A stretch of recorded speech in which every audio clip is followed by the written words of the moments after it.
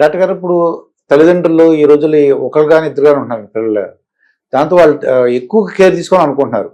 మొట్టమొదటి నుంచి వాళ్ళు ఎముకలు అంటే వాళ్ళలో ఎదుగుదల ఉండాలి, ఎముకలు కూడా స్ట్రాంగ్గా ఉండాలి, వాళ్ళ లైఫ్ లాంగ్ చాలా హ్యాపీగా ఉండాలి. తల్లిదండ్రులు ఎటువంటి జాగ్రత్తలు తీసుకోమంటారు తమ పిల్లల్ని పెంచడంలో, ఎముకల విషయంలో? వాళ్ళ తల్లిదండ్రుల విషయంలో, పిల్లల విషయంలో అంట. తల్లిదండ్రులు ఎటువంటి జాగ్రత్తలు తీసుకోమంటారు పిల్లల గురించి ముందు నుంచే? సో పిల్లలు ఇప్పుడు ఆల్రెడీ అందరూ కూడా ఈ కాంక్రీట్ జంగల్స్ అయిపోయాయండి. అవునండి. స్కూల్స్కి వెళ్తే 4 గోడల మధ్యలో ఉండటం, ఆఫీసులకు వెళ్ళినా 4 గోడల మధ్యలో ఉండటం. తల్లిదండ్రులు వాళ్ళ పిల్లల్ని చూస్తుంటే తల్లిదండ్రులు ఆరోగ్యంగా ఉన్నారు, పిల్లలు తొందరగా సిక్ అవుతున్నారు. అంటే ఎర్లీగా వాళ్ళకి మోకాళ్ళ నొప్పులు అంటారు, ఎర్లీగా వాళ్ళకి కాళ్ళ నొప్పులు వస్తున్నాయి అంటారు. ఇలాంటివన్నిటికీ కారణాలు ఏంటంటే వాళ్ళున్న పరిస్థితులు, వాళ్ళున్న ఎన్విరాన్మెంట్ లో ఉన్న పరిస్థితులు వాళ్ళు. సో దీంట్లో మేజర్ గా ఉన్నది ఏంటంటే వీళ్ళు సన్ కి ఎక్కువగా ఎక్స్పోజ్ కాకపోవటం. అంటే బయట అవుట్డోర్ యాక్టివిటీస్, అంటే అవుట్డోర్ స్పోర్ట్స్ అనేది ఒకటి స్టార్ట్ చేయగలిగితే, వాళ్ళు అవుట్డోర్ స్పోర్ట్స్ అని స్టార్ట్ చేయగలిగితే అట్లీస్ట్ సన్ డే, ఆదివారం Sunday, so Sunday లో సన్ కి ఎక్స్పోజ్ అయ్యగలిగితే ఆదివారం అయినా పిల్లల్ని తీసుకెళ్ళడం బయటకి, దాంతో వాళ్ళకి సన్ కి కొంచెం ఎక్స్పోజ్ చేయగలగటం, లేదా కొంత ఆడించటం. సో దీనివల్ల ఏమవుతుందంటే వాళ్ళు చిన్నప్పటి నుంచే ఒక ఆటని బయట ఆడటం అనేది నేర్చుకుంటారు. బయట ఆడటం వల్ల వాళ్ళకి మంచి స్వచ్ఛమైన గాలి కావచ్చు, ఆక్సిజన్ రావచ్చు, ప్లస్ రెండోది ఈ డి విటమిన్ రావచ్చు. మైండ్ డిప్రెసివ్ గా లేకుండా, ADHD అంటాం, ఇట్లాంటి డిప్రెషన్స్ ఇవన్నిటినీ రాకుండా వాళ్ళు బాగా బయటకి ఆడటం జరుగుతుంది. వాళ్ళు సంఘంలో కూడా, అంటే ఒక కంప్లీట్ కమ్యూనిటీ పీపుల్ లో కూడా వాళ్ళు యాక్టివ్ గా రోల్ ప్లే చేయటం అనేది జరుగుతుంది. ఎవరైతే రూముల్లో 4 గోడల మధ్యలో ఉండిపోతున్నారో వాళ్ళకి ఎక్కువగా ప్రాబ్లమ్స్ ఉన్నాయి. అండ్ ఫుడ్ లో వాళ్ళు తీసుకోవాల్సిన ఫుడ్ లో fibre, protein and D vitamin and calcium ఎలాగో ఇప్పుడు అన్నిట్లోనూ 45 వస్తున్నాయి. అంటే దాని అర్థం ఏంటంటే ప్రతి దాంట్లోనూ ఎంతో కొంత కాల్షియం ఉంది. ఆ కాల్షియం సోర్స్ ని మనం గాన బోన్కు దాకా తీసుకెళ్ళగలిగితే, బోన్కు చేర్చగలిగితే మన ఈ న్యూట్రిషన్స్ తో, అది గొప్ప విషయం అవుతుంది. అది నెక్స్ట్ జనరేషన్ కి ఒక మంచి ఉపయోగపడుతుంది. వాళ్ళు భవిష్యత్తులో ఉన్న వాళ్ళు యువకులుగా ఉంటారు, మన దేశ భవిష్యత్తు బాగుంటుంది. అవును. అంటే మీరు చెప్పింది ప్రోటీన్ కానీ, ప్రోటీన్ ఫుడ్, కాల్షియము. సార్ ఇప్పుడు డి విటమిన్ అన్నారు. డి విటమిన్ ఎక్కువైనట్టు ఎలా తెలుస్తుంది, లేకపోతే తక్కువైనట్టు మనకి ఎలా తెలుస్తుంది? ఫర్ ఎగ్జాంపుల్ డి విటమిన్ తక్కువైనట్టు ఎలా తెలుస్తుంది అంటారు? ఈ సిమ్టమ్స్ ఎలా వస్తాయి అంటారు? సో యూజువల్ గా డి విటమిన్ అంటే ఇంతకు ముందు రోజుల్లో విటమిన్ అనేవాళ్ళం, ఇప్పుడు మేము వరల్డ్ హెల్త్ ఆర్గనైజేషన్ చెప్తున్నాం దీన్ని విటమిన్ అనకండి, ఇంకా దీన్ని హార్మోన్ అనండి అంటాం. డి హార్మోన్ అంటే హార్మోన్ అని ఎందుకు అంటున్నాం అంటే దీని వల్ల జరిగే మంచి పనులు ఇంకా దేని వల్ల కూడా అన్ని మంచి పనులు జరగట్లేదు.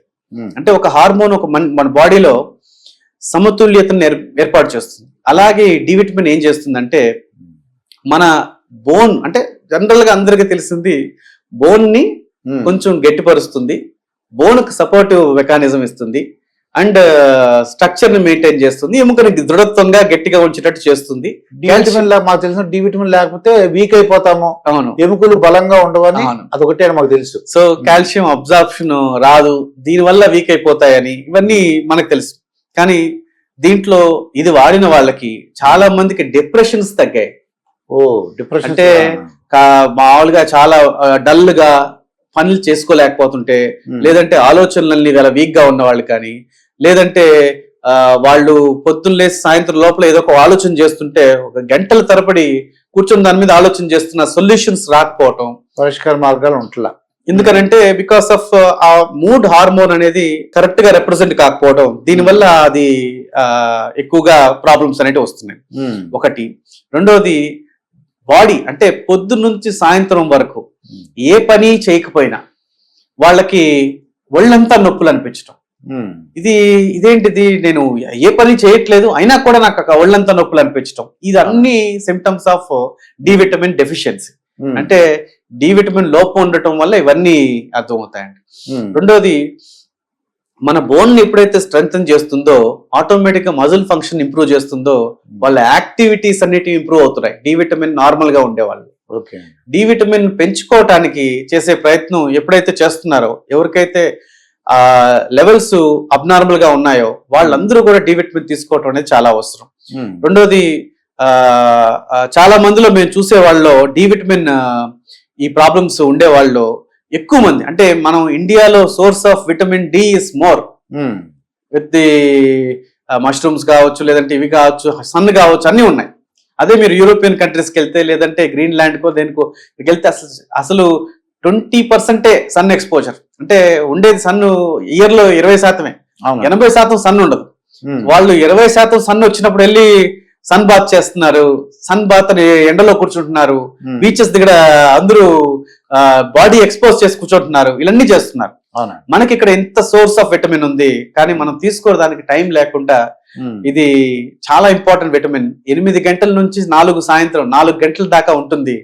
ఇది మనం ఎంతసేపు అయినా కొంచెం ఒక 15 నిమిషాలైనా, ఒక 20 నిమిషాలన్నా, రోజుకి 1 నిమిషం అట్లా దాన్ని ఎక్స్పోజ్ చేయటం వల్ల చాలా వరకు డి విటమిన్ రావడానికి అవకాశం ఉంటుంది. అయితే డాక్టర్ గారు చాలా మంది ఏమంటారంటే వారం కూడా వేసుకోండి డి విటమిన్ రావడానికి అంటున్నారు.